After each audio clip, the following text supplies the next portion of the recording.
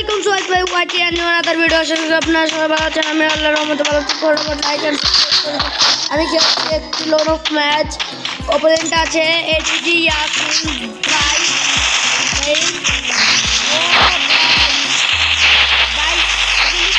কিন্তু খেলতে পারে না, নতুন আইডি একটি হেডশট বসিয়ে দিয়েছি। দেখতেই পেলেন আমি একটি হেডশট মেরেছি ওকে। গাইস এটা কিন্তু হবে না, একটা ছোট্ট ভিডিও হবে এটা, কারণ আমি আগে থেকে স্ক্রিন রেকর্ডারটি চালু করতে পারিনি, কারণ একটু সমস্যা হয়েছিল গাইস। এখানে দেখতেই পাচ্ছেন গাইস আমি 4 রাউন্ড নিয়ে নিয়েছি। ও কিন্তু আমার কাছ থেকে একটি রাউন্ডও নিতে পারেনি এর পর্যন্ত গাইস।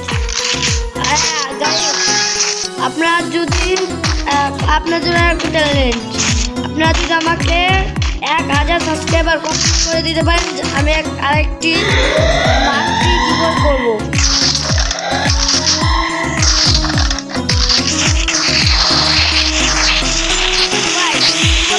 ভাই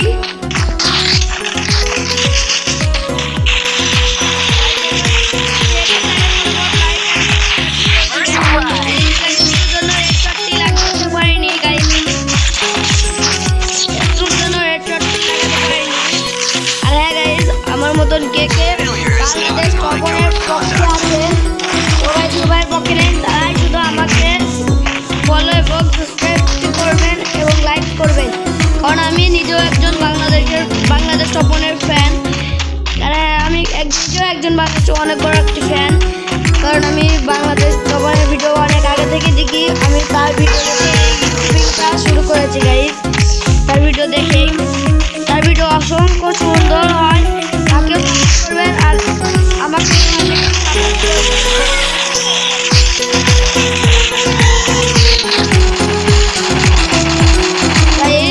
এখানে দেখতে পাচ্ছেন আমিও সাহস করে ওর দিকে এগিয়ে গেলাম।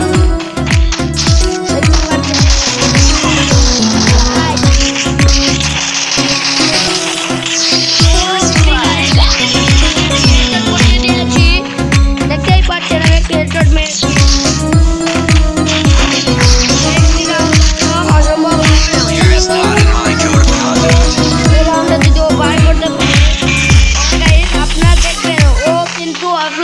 কিন্তু অনলাইনে আছে গাইস, কাস্টম শেষে দেখবেন ও অনলাইনে ছিল। আমাকে কাস্টম চ্যালেঞ্জটি দিয়েছে, বলেছে সাহস থাকলে তুমি আমার সাথে কাস্টম খেলে দেখাও, তুমি নাকি অনেক প্রো প্লেয়ার হয়ে গিয়েছো। এই জন্য গাইস আমি এই কাস্টমটি খেলা আর আপনাদের জন্য এই ভিডিওটি বানানো। হ্যাঁ ভাই ওয়াইদুল কাকু যতই ভিডিও বানাক, যত গল্প শোনাক, তবু আমি বলবো আমি একমত, আমি বাংলাদেশ টপনের পক্ষে গাইস। আমার আইডি যদি ব্যান্ড করে দেয় ওবায়দুল কাকু, তাও আমি বলবো আমি বাংলাদেশ টপনের পক্ষে, রাত ভাইয়ের পক্ষে। দেখতেই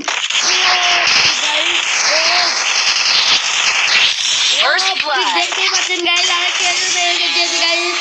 এখানে আমি জিতে গিয়েছি, ম্যাচটি বুঝে পেয়ে গিয়েছি 7-0-তে গাইস। 7-0 দিয়েছি ওকে আমি গাইস।